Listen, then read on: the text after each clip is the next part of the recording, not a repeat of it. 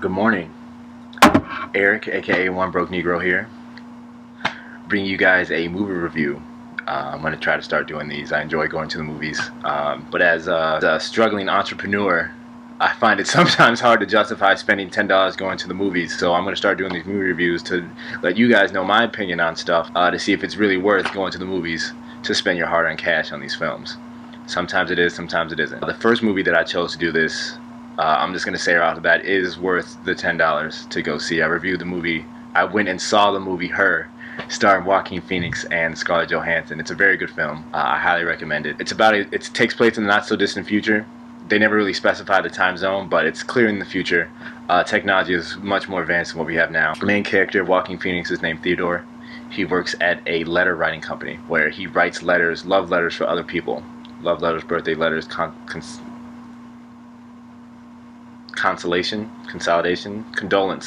letters to other people, any type of letter, and he puts a very poetic spin on it, very heartfelt.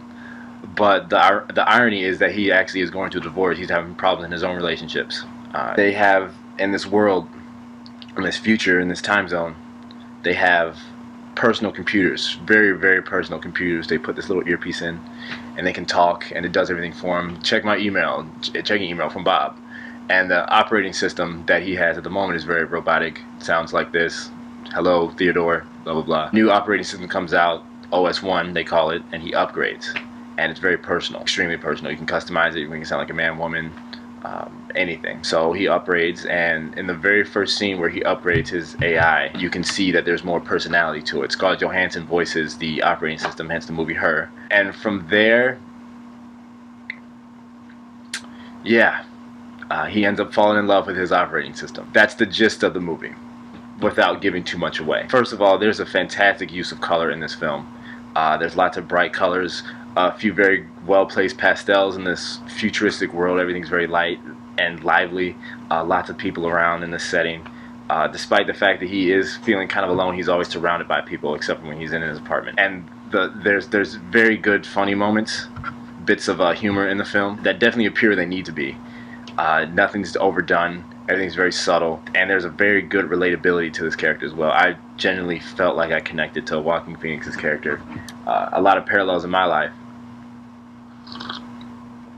about dating, just relationships and emotions in general. Stuff that, without seeing it through someone else, you couldn't really appreciate in your own life. There's just a natural flow of the evolution in the relationship between Theodore and Samantha, the AI. It flows like a true relationship. There's the honeymoon phase, the not honeymoon phase, the acceptance phase, and the, all the other phases as you go through that roller coaster. I'm not going to spoil or talk about the ending, whether it works or fails or not, but it goes through all the things that a natural relationship. I hate you, you suck, come back, I miss you, blah, blah, blah. That's any love story movie. It brings up a lot of interesting points. There's an underlying tone of the use of technology in our society. How sometimes we're so reliant on it. How we can fall in love with inanimate objects that aren't real, but what is real and what's not. Samantha's AI is able to evolve, think, and feel, and grow. She continuously learns more information and develops emotions, develops feelings, develops consciousness almost. And it goes through that, like what is real and what isn't, what is a real emotion, what is really love. So I can't recommend this movie enough. I'm very glad I went to go see it. I'm glad I picked this movie for my first review. First of many. First of many. I highly recommend it. Go spend your $10. Bring a friend, bring a date, bring your mom, bring your sister. Don't bring your kids. But it's definitely a great film. I have a question for you guys at the end of these segments. How do you feel about technology in our world? Do you think we're too reliant on it? Do you think it's good for society how we're always texting in our phones the whole time?